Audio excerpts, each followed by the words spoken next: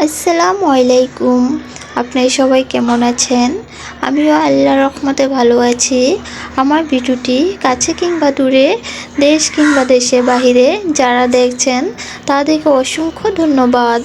এদিকে জনসংখ্যা দল হয়ে চলে যাচ্ছি 300 ফিট আপুদের বাসায়। তো এখানে রাস্তার পাশে দেখতে পেলাম ঝালমুড়ি, তো ঝালমুড়ি দেখেই খেতে ইচ্ছা করছে। তো এখান থেকে ঝালমুড়ি নিয়ে নিলাম। সিয়াম বাসে উঠে বলতেছে যে ভাবি সিঙ্গারা খাবেন, তো ও সিঙ্গারা নিয়ে আসছে। তো এই যে বাসের ভিতরে বসে বসে ঝালমুড়ি আর সিঙ্গারা খাচ্ছে, আর বাচ্চাটাকে সাজিয়ে দেখেন কিভাবে নাক করে দেয়। মাশাল্লাহ মাশাল্লাহ, কিউট বেবি, এত ছোট বেবি কি বুঝে বলুন। আমি সাজিয়ে ও সুন্দর মতো না করে দিচ্ছে, ও খাবে না। শেষ পর্যন্ত ও সরিয়ে গেল। তো এই যে আমি বাস থেকে একটু ভিডিও করে নিচ্ছি, রাস্তাগুলো একটু সুন্দর, কি বলবো, গাড়িগুলো চলছে চলছে। তো আমি একটু ভিডিও করে নিচ্ছি আপনাদের মাঝে শেয়ার করার জন্য। আমার ভিডিওটি যদি ইউটিউব চ্যানেল থেকে দেখে থাকেন প্লিজ সাবস্ক্রাইব করে পাশে থাকবেন। আর পুরাতন আপু ভাইয়াদেরকে অসংখ্য ধন্যবাদ।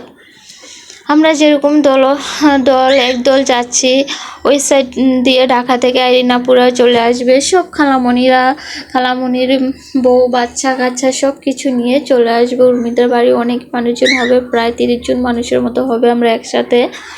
তো এই যে বাস থেকে নেমে এখন একটা অটো নিব। 100 ফিটের মাথায় যাব। নীলা মার্কেট নেমেছি।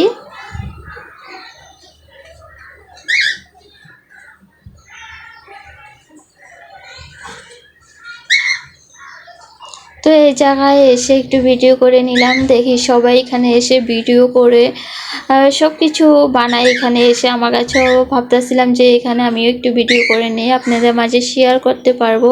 তো এই যে 100 ফিটের মাথায় নেমে গেলাম, এখন বালি দিয়ে হেঁটে ওদের বাসায় চলে যাব।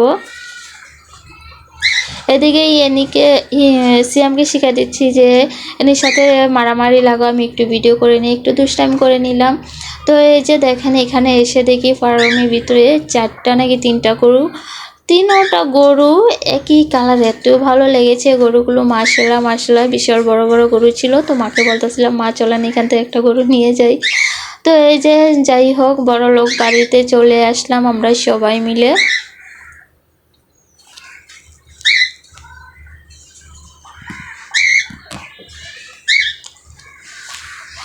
তো এসে দেখি খালামণির মেয়ের জন্য খালামণি এতগুলো সবজি নিয়ে আসছে নিজেদের জমির, এই সবজিগুলো টাটকা টাটকা সবজি।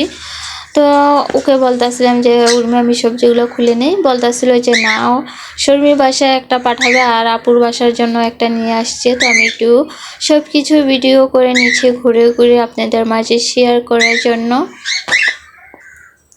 এই রুমটা এতই সুন্দর, রাত হলে বোঝা যায় কত সুন্দর লাগে, মানে লাইটিংগুলা এত সুন্দর করেছে।